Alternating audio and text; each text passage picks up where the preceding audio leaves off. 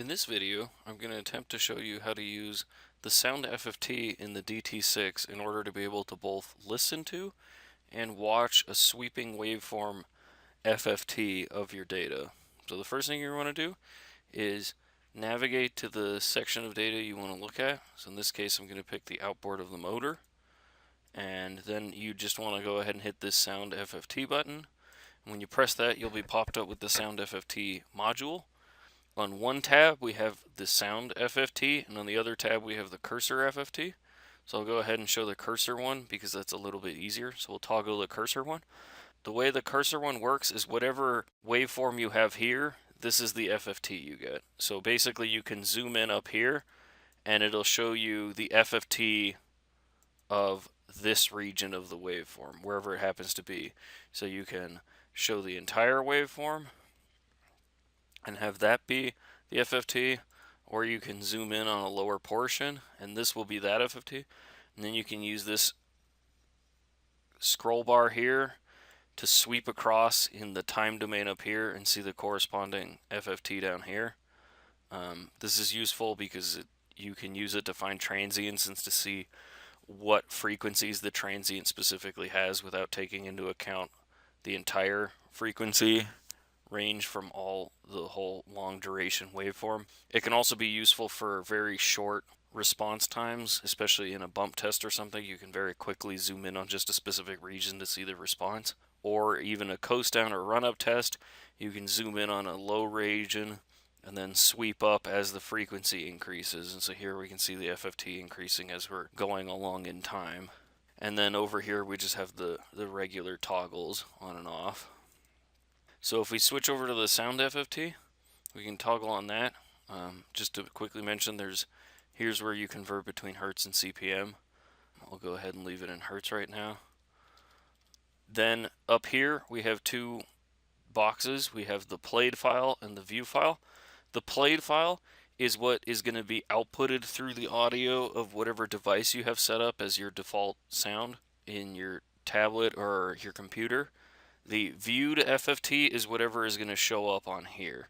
So the viewed FFT is actually what's going to create the FFT on the bottom, and the played file is just going to be what you're listening to. So it gives you the opportunity to listen to one channel, but actually view the FFT of the other channel. So I'll go ahead and hit play, and hopefully you will be able to hear this.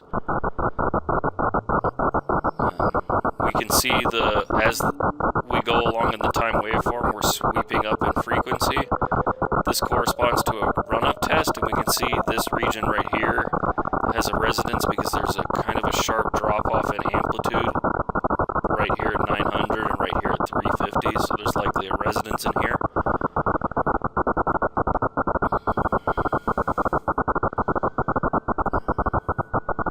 So that's pretty much how the Sound FFT works. If we wanted to listen to a different channel, we could just choose a different channel here. So in this case, we're going to listen to the front left horizontal, but we're still going to watch what the vertical one does. So you can kind of get an idea here that this one is actually going to have a slightly different resonance shape than the previous one.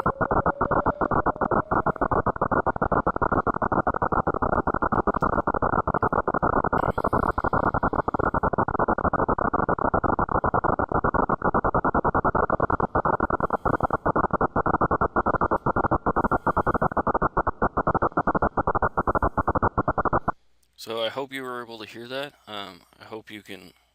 It becomes somewhat clear that the Sound FFT or the Cursor FFT, the Sweep FFT, whatever you want to call it, can be useful for looking at transient events, run-up coast downs, short-term impact tests, resonances. It's pretty much useful for any scenario where you'd like to be able to just use a small portion of the waveform and see what its corresponding FFT is, and then decide if there's any patterns of what you see in the waveform to what the FFT looks like for that given region, or in this case what you are physically hearing and what that corresponds to. So if you hear a massive spike, you can see which frequencies were associated with that spike, and that might help you determine where the resonant frequencies of your system are. I hope this video is useful. If you have any questions, as always, feel free to contact us at 1-800 530-4215 or email one of our engineering technical experts, such as Tor at Update International. That's THOR at updateinternational.com.